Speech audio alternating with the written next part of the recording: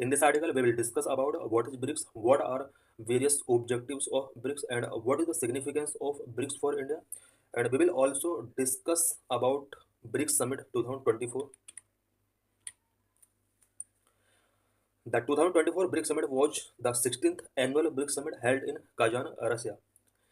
2024 का जो BRICS summit हुआ था ये 16th एनुअल समिट था ब्रिक्स का, जो कि रसिया के अंदर कजान स्टेट के अंदर हुआ था. It was the first BRICS summit to include Iran, Egypt, Ethiopia and the United Arab Emirates as members. ये फर्स्ट ऐसा ब्रिक्स समिट रहा है जिसने Iran, Egypt, Ethiopia and UAE जैसे कंट्रीज को अपने ऑर्गेनाइजेशन में इंक्लूड किया है. The theme of the event was strengthening multilateralism for fair global development and security. 2024 का जो ये ब्रिक्स समिट हुआ है रसिया के अंदर, इसका जो मेन थीम था वो strengthening multilateralism for fair global development and security, ये इसका थीम रहा है. Historical background and continuous rejuvenation of BRICS. BRICS organisation का हिस्टोरिकल बैकग्राउंड क्या रहा है और कंटिन्यू रिजुविनेशन इसका किस तरह से किया गया है time to time. The first summit of BRICS began in 2009. इसका फर्स्ट समिट 2009 में किया गया था और इसी ईयर में इसका इस्टेब्लिशमेंट भी किया गया था. Only 4 countries Brazil, Russia, India and China participated in the first 2 summits. BRICS के फर्स्ट 2 समिट्स जो कि 2009 और 10 में हुए थे, इन समिट में only 4 countries Brazil, Russia, India and China ने पार्टिसिपेट किया था, बिकॉज इसका नाम उस टाइम पर ओनली ब्रिक हुआ करता था. इसके बाद साउथ अफ्रीका के इंक्लूड होने के बाद इसका नाम ब्रिक्स हो गया. South Africa joined the group at the third summit in the 2011, giving its present ने ब्रिक्स. 2011 में साउथ अफ्रीका ने ब्रिक ऑर्गेनाइजेशन को ज्वाइन कर लिया और इसका नेम ब्रिक्स यहाँ पर चेंज हो जाता है. The first decade recorded several accomplishment but the second decade begin on a difficult note. BRICS के इस्टेब्लिशमेंट के बाद फर्स्ट डिकेड जो रहा है सेवरल अकम्पलिशमेंट का ये डिकेड रहा है. इट मीन बहुत सारी अपॉर्चुनिटीज के तौर पर ब्रिक्स को देखा गया और ब्रिक्स के अंदर भी बहुत ही इंपॉर्टेंट एग्रीमेंट डिसीजंस लिए गए. बट 2000 के बाद जो ये नया डिकेड स्टार्ट हुआ, इस डिकेड में बहुत सारे डिफिकल्टीज ब्रिक्स ऑर्गेनाइजेशन कंट्रीज ने फेस की हैं. कई सारे कंट्रीज के बीच में यहाँ पर कॉन्फ्लिक्ट भी शो हुए हैं. ब्रिक्स के 2 इम्पोर्टेंट मेंबर जैसे इंडिया एंड चाइना, दोनों कंट्रीज के बीच में 2020 के बाद बॉर्डर इशूज से रिलेटेड कॉन्फ्लिक्ट काफ़ी इंक्रीज हुए हैं.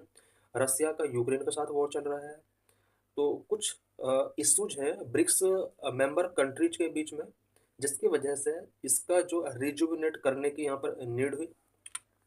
The 15th summit decision on expansion led to 5 new members, Saudi Arabia, UAE, Iran, Egypt and Ethiopia.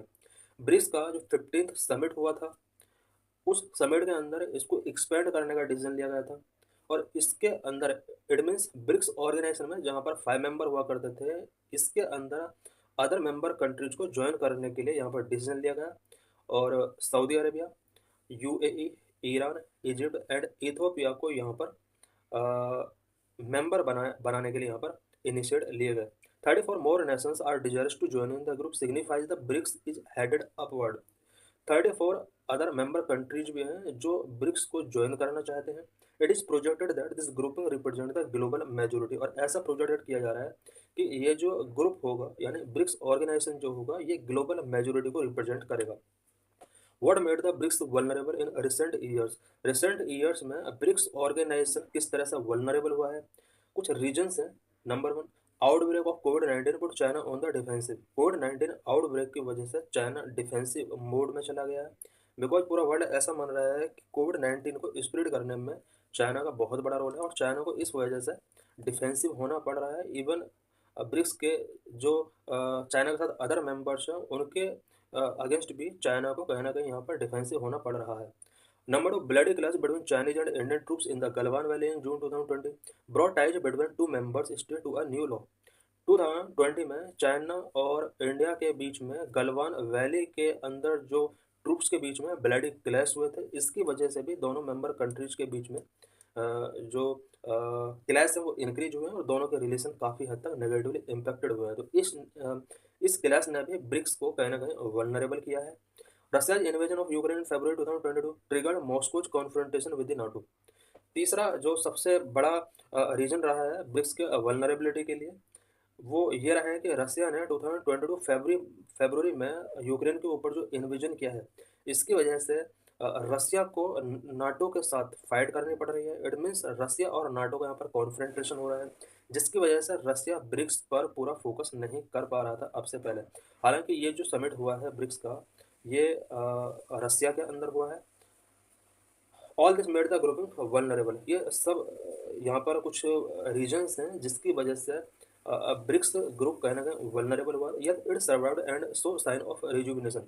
हालांकि ब्रिक्स ने अपने आप को सर्वाइव किया हुआ है और रिजुविनेशन के साइन इस मीटिंग के अंदर शो किए गए हैं। Objectives of the BRICS, BRICS के क्या क्या ऑब्जेक्टिव्स हैं?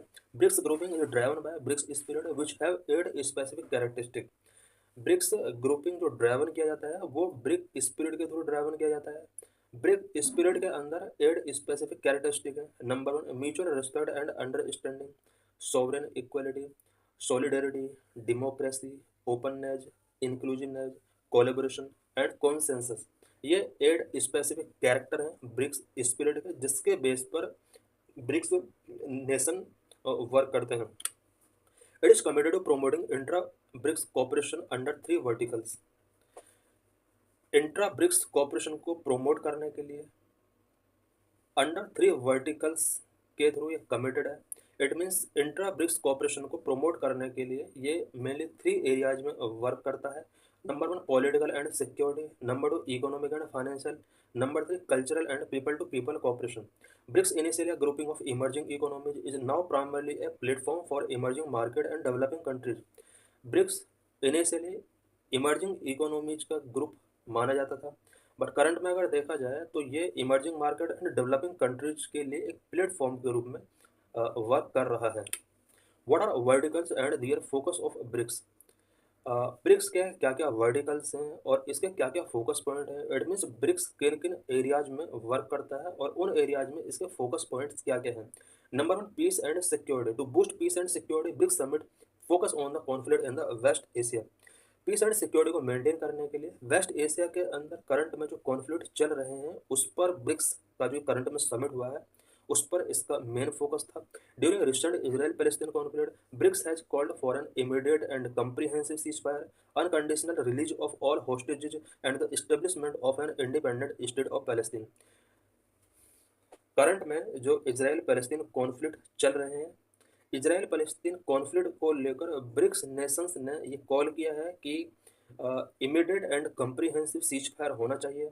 जितने भी दोनों तरफ से हॉस्टेजेस किए गए हैं अनकंडीशनली उन्हें रिलीज किया जाना चाहिए और दोनों कंट्रीज के बीच में इशूज को सॉल्व करने के लिए इसने ये भी रिकमेंड किया है कि स्टेट ऑफ पैलेस्तीन यानी independent state of Palestine establish किया जाना चाहिए। इट मीन्स इसने एक इंडिपेंडेंट पैलेस्तीन के इस्टेब्लिशमेंट की यहाँ पर डिमांड की है। Number 2, economic and financial cooperation. On economic and financial cooperation the common currency issue receive maximum attention. Recently जो ब्रिक्स का अभी समिट हुआ है, इस समिट के अंदर जो फोकस पॉइंट रखा गया है वो ये रखा गया है, जितने भी ब्रिक्स नेशंस हैं सभी नेशन अपने एक लोकल करेंसी या कॉमन करेंसी में जितने भी ट्रेड हैं वो होने चाहिए।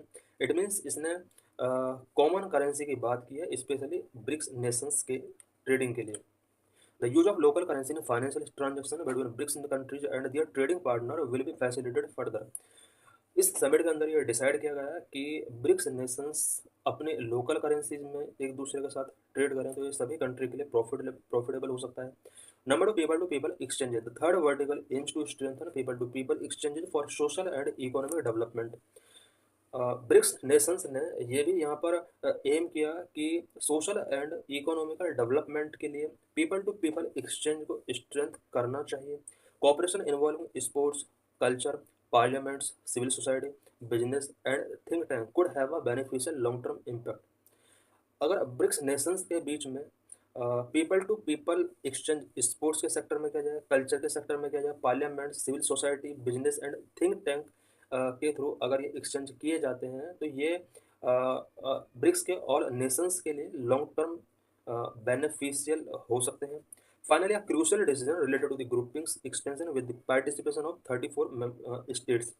फाइनली इस समिट के अंदर ये डिसीजन लिया गया कि ब्रिक्स ग्रुपिंग का एक्सपेंशन किया जाए और इसके लिए 34 स्टेट मेंबर यहाँ पर इस ग्रुप को ज्वाइन करना चाहते हैं। 13 countries have been invited to join the grouping as partner state. Partner state के तौर पर यहाँ पर 13 स्टेट को ज्वाइन किया गया है, इनवाइट ज्वाइन करने के लिए इन्हें इनवाइट किया गया है। अब ये 13 कंट्री जो है वो लैटिन अमेरिका से हैं, कुछ अफ्रीका से हैं, कुछ साउथ ईस्ट एशिया से हैं और कुछ सेंट्रल एशिया से हैं। लैटिन अमेरिका की अगर बात की जाए तो इसमें Cuba, Bolivia, Eurasia, Belarus and Turkey, ये कुछ कंट्रीज हैं जो लैटिन अमेरिका से यहाँ पर ब्रिक्स को ज्वाइन करना चाहते हैं। अफ्रीका की अगर बात की जाए तो अफ्रीका से Algeria, Nigeria and Uganda BRICS को ज्वाइन करना चाहते हैं। साउथ ईस्ट एशिया की अगर बात की जाए तो इंडोनेशिया ज्वाइन करना चाहते हैं, मलेशिया, थाईलैंड एंड वियतनाम ये सब ज्वाइन करना चाहते हैं ब्रिक्स ग्रुप को। सेंट्रल एशिया के अंदर Kazakhstan and Uzbekistan BRICS organisation को ज्वाइन करना चाहते हैं। Third expansion will further augment the BRICS family share of the world population, international trade and GDP। Third expansion जो इसका किया जाएगा, थर्ड जो भी नेक्स्ट समिट होगा, ऐसा एक्सपेक्ट किया जा रहा है कि और भी कंट्रीज इसको ज्वाइन कर सकते हैं। अगर वो ज्वाइन कर लेते हैं तो ब्रिक्स का जो फैमिली होगा वर्ल्ड पॉपुलेशन में वर्ल्ड पॉपुलेशन का एक बहुत बड़ा शेयर ब्रिक्स का फैमिली का हो जाएगा। इंटरनेशनल ट्रेड का एक बहुत बड़ा शेयर ब्रिक्स फैमिली के अंदर हो जाएगा और वर्ल्ड की ओवरऑल जीडीपी का एक बहुत बड़ा शेयर ब्रिक्स का हो जाएगा अगर ये सभी कंट्रीज ब्रिक्स ऑर्गेनाइजेशन को ज्वाइन कर लेते हैं। Between now and the next summit in Brazil in 2025, most of these states may be included as partners। अभी 13 कंट्रीज को यहाँ पर ऐड किया गया है और आने वाले नेक्स्ट समिट में ऐसा एक्सपेक्ट किया जा रहा है कि और भी कंट्रीज इसको ज्वाइन कर लेंगे और इसकी वजह से जो ब्रिक्स का जो एक्सपेंशन है वो काफ़ी ब्रॉड हो जाएगा, जिसके बाद ग्लोबल जीडीपी में, ग्लोबल पॉपुलेशन में एंड इकोनॉमिक कोऑपरेशन में यहाँ पर एक बहुत बड़ा रोल ब्रिक्स का हो सकता है। और नेक्स्ट जो समिट होने वाला है 2025 का ब्रिक्स का, वो ब्राज़ील के अंदर होगा। What is significance of BRICS for India? India के लिए ब्रिक्स का क्या सिग्निफिकेंस है? From India's perspective, BRICS figures among the top 6 plurilateral groupings today. India का पर्सपेक्टिव में ब्रिक्स वर्ल्ड के टॉप 6 प्लूरिलैटरल ग्रुप्स में से एक है। इट मीन्स वर्ल्ड के टॉप 6 प्लूरिलैटरल ग्रुप्स में अब ब्रिक्स काउंट हो चुका है। ये इंडिया का पर्सपेक्टिव है। अब ये वर्ल्ड के टॉप 6 प्लूरिलैटरल ग्रुप्स कौन कौन से हैं? Number 1 G20, number 2 Quad, number 3 BRICS, number 4 BIMSTEC. BIMSTEC means the Bay of Bengal initiative for multi sectoral technical and economic cooperation. G7 where India has a nearly permanent guest status.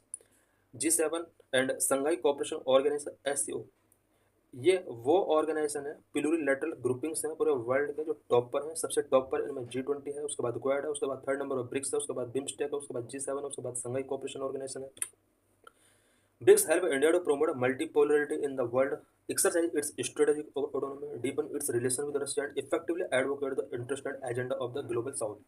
BRICS India के लिए बहुत important है because world में multipolarity को promote करने के लिए BRICS India की हेल्प कर रहा है, क्योंकि इंडिया भी चाहता है कि मल्टीपोलरिटी वर्ल्ड होना चाहिए।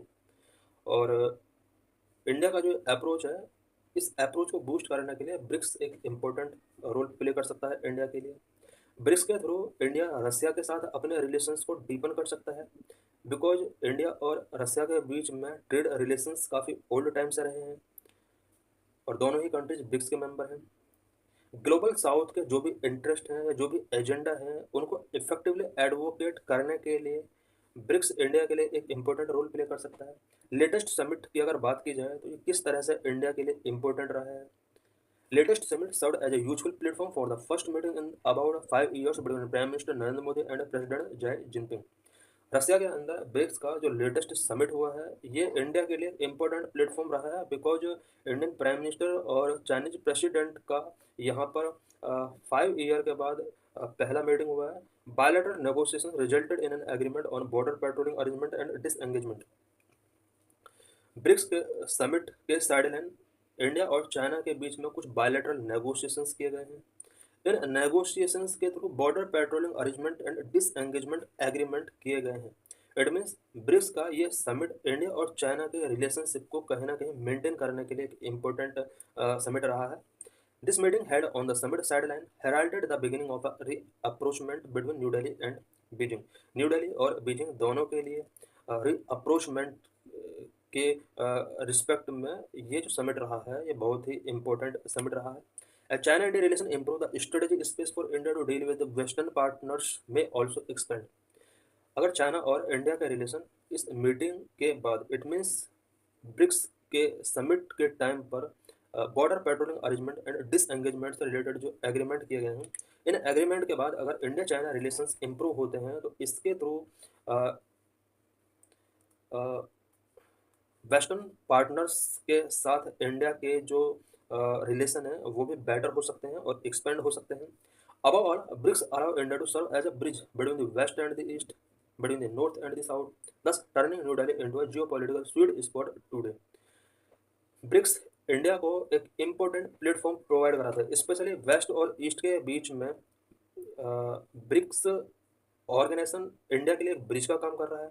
नॉर्थ एंड साउथ के बीच में ब्रिक्स इंडिया के लिए एक ब्रिज का काम कर रहा है, और यही वजह है कि न्यू दिल्ली पूरे वर्ल्ड के लिए आज एक जियोग्राफिकली स्वीट स्पॉट बन चुका। पूरा वर्ल्ड इंडिया की तरफ देख रहा है।